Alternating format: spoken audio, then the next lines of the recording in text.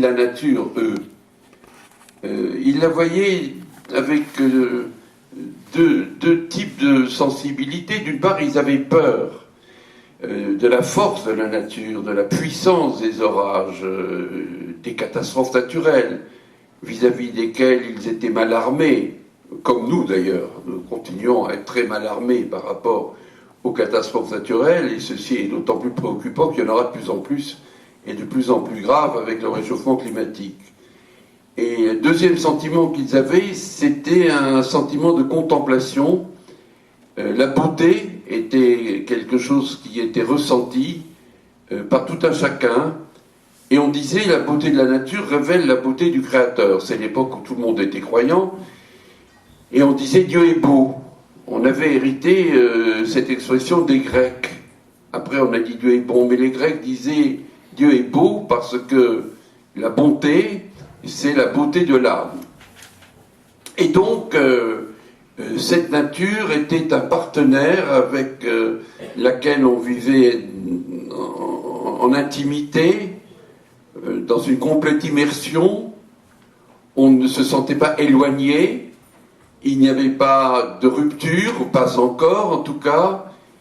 La rupture est venue à la Renaissance, où les points de vue ont complètement évolué, et où Dieu a été repoussé dans les profondeurs du ciel, mais il est sorti de la nature, qui a perdu son caractère sacré, et la nature est donc descendue bas, et l'homme a élargi son domaine, et il a considéré, comme le disait Descartes, qu'il était le possesseur et le maître de la nature.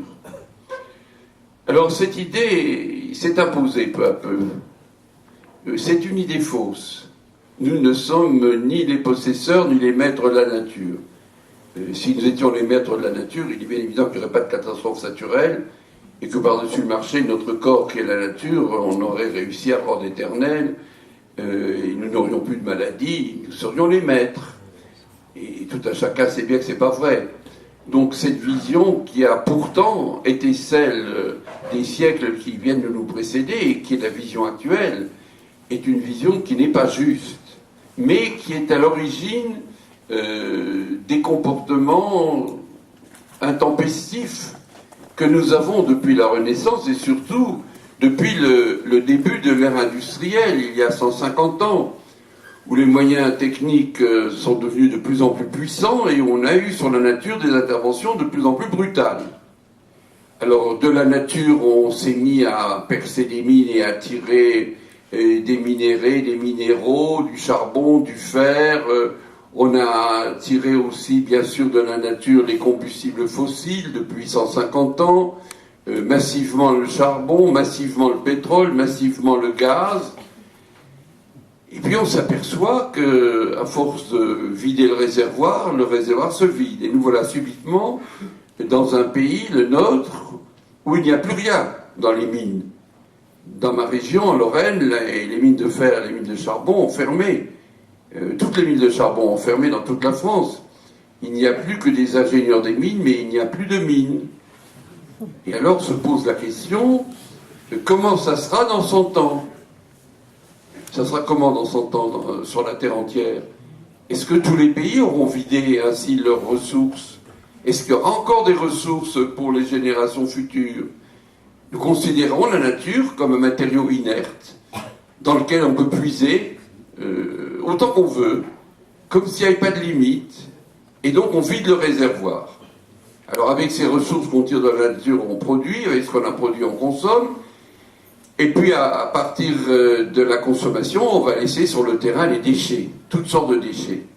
Des déchets industriels, des déchets organiques, des ordures ménagères, des déchets nucléaires, des déchets gazeux, comme le gaz carbonique qui résulte de la combustion et qui, s'accumulant dans l'atmosphère, produit l'effet de serre qui lui-même produit le réchauffement climatique. Alors nous considérons donc la nature ici comme un dépotoir dans lequel nous accumulons nos déchets. Et c'est comme ça que ça fonctionne depuis 150 ans. Un réservoir qu'on vide de ses ressources et un dépotoir qu'on remplit de ses déchets. Alors se pose évidemment la question, si on continue sur ce plan, comment vivront ceux qui vont nous suivre? Est-ce qu'ils vivront dans un monde sans ressources? Et est-ce qu'ils vivront dans un monde complètement pollué? Alors d'abord, le monde sans ressources. L'épuisement des ressources naturelles, c'est une très grande préoccupation actuelle. On pourrait prendre d'innombrables exemples de matériaux qui deviennent rares et chers, qui font d'ailleurs l'objet de spéculations sur le marché des matières premières, ce qui rend encore plus compliqué l'accès à ces matières premières. C'est ce qu'on appelle la crise des matières premières. Quelques exemples bien connus, le cuivre par exemple. Vous voyez à la télé qu'on coupe les caténaires des TGV pour récupérer le cuivre, parce qu'il y a un marché parallèle du cuivre. Et s'il y a un marché parallèle qui marche très très bien du cuivre, c'est parce que le cuivre est devenu rare dans les mines de cuivre.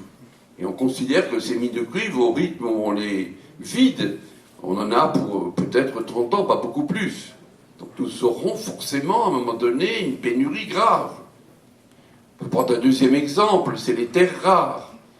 Ce sont des minéraux qui ne sont actuellement vendus dans le monde entier que par les Chinois. Alors ce qui est très embêtant avec les terres rares, c'est que si ces minéraux s'appellent terres rares, ce qu'on en fait n'est pas rare du tout. C'est tous nos ordinateurs, tous nos portables, tous nos engins. On a besoin de ces terres rares pour fabriquer tous nos engins. Et les Chinois sont les seuls à les mettre sur le marché. Et donc ils tiennent ici un pouvoir colossal. Si tout d'un coup ils étaient malveillants à notre égard, ça déclencherait une crise effroyable qui n'est même pas pensable, parce qu'ils en paieraient les conséquences aussi, naturellement, par contre-coup. Il y a aussi pour nos engins, puisque c'est ce que nous consommons le plus, le tantal, qui est un minerai qu'on ne trouve pratiquement que dans une très grande mine au Congo-Kinshasa.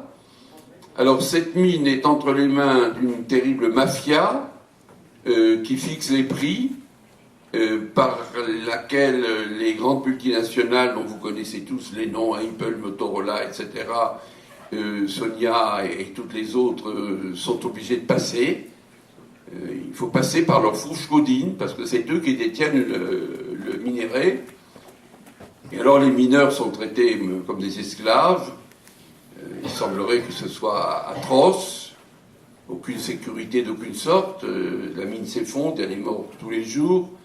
Ils n'ont rien à manger, ils mangent de la viande de brousse, ils mangent des chimpanzés et des gorilles. Alors il y a un lien étrange entre la consommation que nous faisons de nos portables et puis la vie des gorilles. Et ça, c'est l'écologie. L'écologie fait des liens et des relations entre des événements qui, a priori, n'ont aucun lien entre eux. Mais vous voyez qu'il y a un lien tout à fait surprenant entre le fait que nous téléphonons, sans penser évidemment aux gorilles, et le fait que ces grands singes, surtout les gorilles, sont en voie de disparition. Alors voilà quelques exemples, on pourrait en prendre beaucoup d'autres, mais l'exemple le plus connu, c'est évidemment celui des combustibles fossiles. Là, nous avons le pétrole, il y en a pour 30 à 40 ans, semble-t-il. Le gaz, un peu plus, 50 peut-être. Mais de toute façon, le petit bébé qui est né ici aujourd'hui verra, sans aucun doute, un monde sans pétrole et sans gaz. Alors on dégagera à ce moment-là moins de gaz carbonique.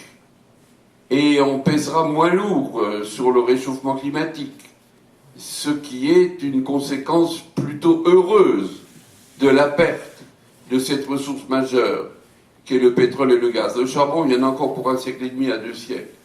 Mais si on passait du pétrole au charbon, on dégagerait encore plus de gaz carbonique et on aurait encore plus de réchauffement.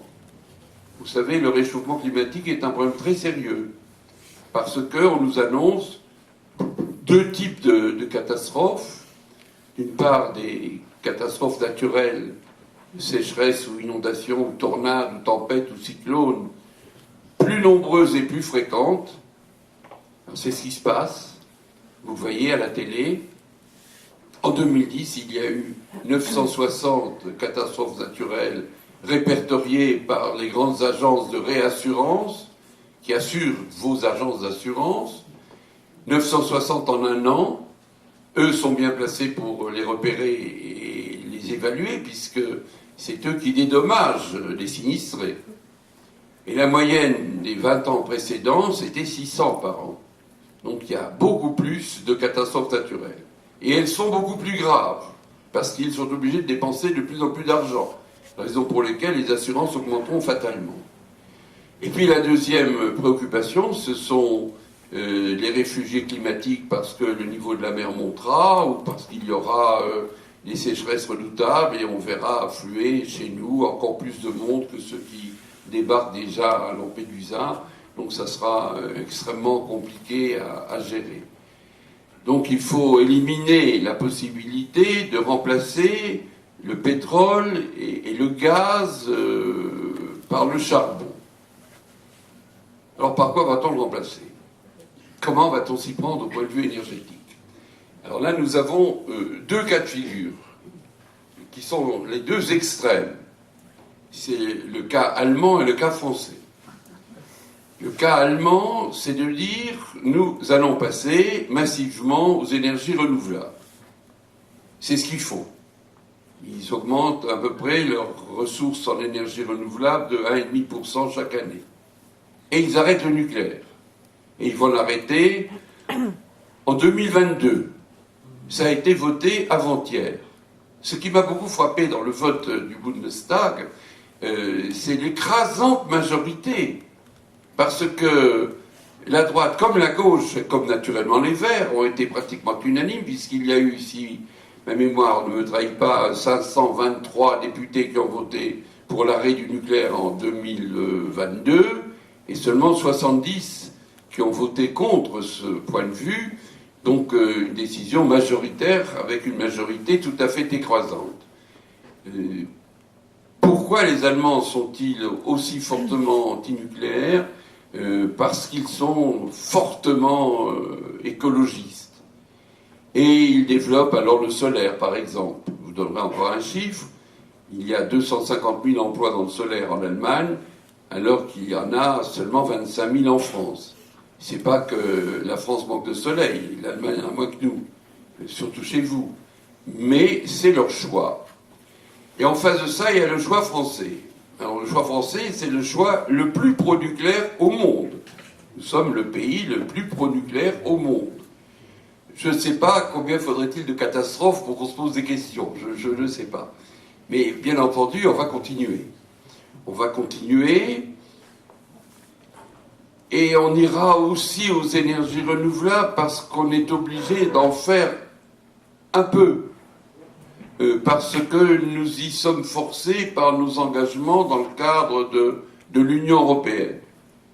Les engagements dans le cadre de l'Union européenne, c'est 20% de gaz carbonique en moins, 20% d'économie d'énergie et 20% d'énergie renouvelable, et tout ça en 2020. Donc nous allons faire des énergies renouvelables. Mais enfin, ça sera du bout des doigts, parce qu'on ne va pas faire autrement. Mais la grande affaire, c'est évidemment le nucléaire. Vous avez maintenant un mouvement d'opinion qui devient hostile au nucléaire en France, puisque dans les sondages récents, il y a subitement une majorité de Français qui sont devenus contre le nucléaire. Et moi, ce que je pense, c'est qu'il faut faire comme les Allemands, mais pas pour 2022, parce que nous dépendons à 80% pour l'électricité du nucléaire, donc 2022, nous n'aurons pas encore assez d'énergie renouvelable. Mais disons qu'il faudrait que nous sortions raisonnablement du nucléaire dans 25 ans, ce qui nous permettrait de développer considérablement les énergies renouvelables qui prendraient à ce moment-là le relais. Pourquoi suis-je hostile au nucléaire? Je le suis depuis le début. Je l'ai toujours été. Je me suis beaucoup battu pour ça. J'ai même obtenu quelques cadeaux de la part du gouvernement à l'époque de Giscard d'Estaing.